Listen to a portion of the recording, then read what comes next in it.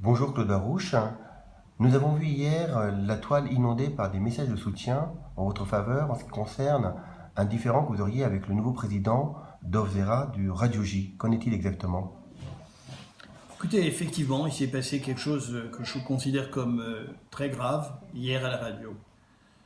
Comme vous le savez, vous Maurice, parce que vous êtes membre de l'UPJF, nous avons reçu vendredi 7 décembre, par l'intermédiaire de notre ami Guy Rosanovitch, une note nous informant que le nouveau président de Radio J, M. Dov Zera, avait décidé de supprimer purement et simplement notre émission, et ce par une décision qu'il a notifiée vendredi 7 décembre dernier. Ce qui est surprenant et choquant, c'est que le 6 décembre, donc la veille, Dov Zera m'avait adressé un mail me souhaitant refouacher les mains et me souhaitant également des bonnes fêtes de Hanouka. Le prétexte qui est invoqué par Dov Zera pour supprimer notre émission est qu'il aurait reçu un nombre d'échos négatifs d'un certain nombre d'émissions, d'un certain nombre d'auditeurs, concernant cette émission qui existe depuis près de 20 ans. Cette émission, je vous le rappelle, Maurice, c'est un achat commercial que fait l'UPJF auprès de la régie de Radio J et qui lui permet donc tous les dimanches à 15h15 d'assurer par un éditorial, par des nouvelles, ce qui se passe dans la communauté en Israël, voire dans le monde. Beaucoup de membres du bureau y participent, vous-même, mais nos vice-présidents, Édouard Amiach, Marlène Lebrati, William Abou et Sylvain Elkoubi et bien d'autres. Ces émissions n'ont jamais fait l'objet, et bien au contraire, de commentaires défavorables. Il peut y avoir, et il y a eu, des gens qui n'étaient pas d'accord avec nous et qui, après l'émission, m'appelaient sur la ligne de l'UPJF ou sur mon portable quand ils me connaissaient directement pour me dire « Non, nous ne sommes pas d'accord ». Ça a existé, pourquoi le nier ?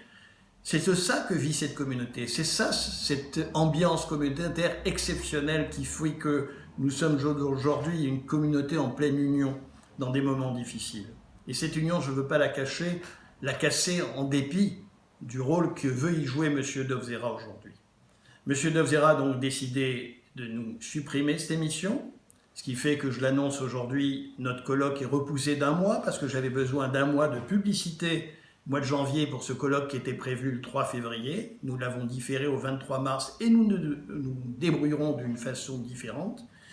Mais ce que je veux dire, c'est qu'est-ce qui m'effraie, si vous voulez, c'est qu'aujourd'hui, avec l'arrivée de Dov Zera à la direction de Radio J, c'est le commencement de la mort de la liberté d'expression sur Radio J. Puisque vous parlez de liberté d'expression, sauf erreur, vous avez eu droit à la parole hier, du moins vous avez tenté de prendre la parole hier à la radio. Que s'est-il passé exactement? Je l'ai prise. Oui. J'ai donc lu une lettre ouverte que j'ai adressée à Dov Zera aujourd'hui en recommandé avec accusé de réception. Et M. Rosanovitch a tout de suite ensuite fait passer la ligne ouverte et de nombreux auditeurs s'y sont succédés pour exprimer leur attachement à l'UPJF, leur attachement à cette rubrique.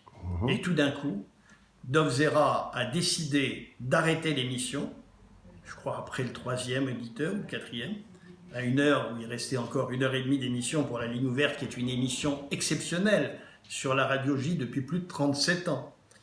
Il a donc mis fin à l'émission de façon unilatérale, comme il sait le faire d'habitude, parce que c'est un homme qui est autoritaire et qui ne tolère aucune autre opinion que la sienne. Alors voilà ce qui s'est passé hier. Encore une fois, à un moment où la communauté doit être en osmose, en pleine union, dans des moments difficiles que nous traversons, liés à l'antisémitisme, liés à ce qui se passe en Eretz Israël, la position de Dov Zera est vraiment et hasardeuse et scandaleuse.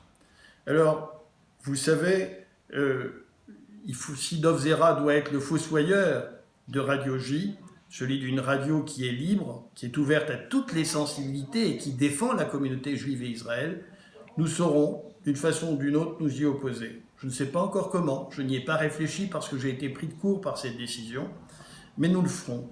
Et aujourd'hui, je voudrais rappeler simplement un événement, parce que tout ça n'est pas dû au hasard.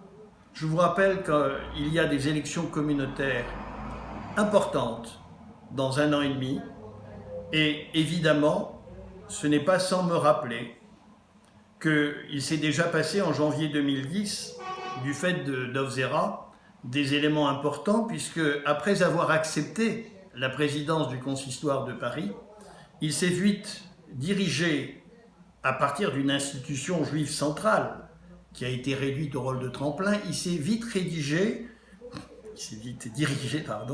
vers un poste important que je peux comprendre pour sa Parnassa, le poste de directeur de l'Association française de développement. Mais vous imaginez quel scandale que de voir un président du consistoire, après avoir été élu, après une bataille difficile, se sauver, entre guillemets, vers une institution beaucoup plus officielle et beaucoup plus rentable. Alors, tout le monde doit s'en rappeler. Ce que je cherche, moi, aujourd'hui, c'est simplement à ce que l'UPJF, et elle fera valoir ses droits, ne soient pas mis à néant par une décision qui nous prive d'un sponsor important, d'un soutien important. Parce que l'UPJF ne serait jamais devenue, comme elle l'est aujourd'hui, incontournable dans cette communauté, sans le soutien actif de tous les militants de Radio J et de toute son équipe. Alors, nous allons continuer à nous battre, probablement sous d'autres cieux, mais avec la même fougue, avec le même souhait. Nous tiendrons au courant les auditeurs de toutes nos manifestations, quelles qu'elles soient, et nous espérons bien qu'un jour, nous puissions revenir la tête haute à Radio J, en parlant d'égal à égal avec ceux qui la dirigeront plus tard. Merci à vous. Merci à vous.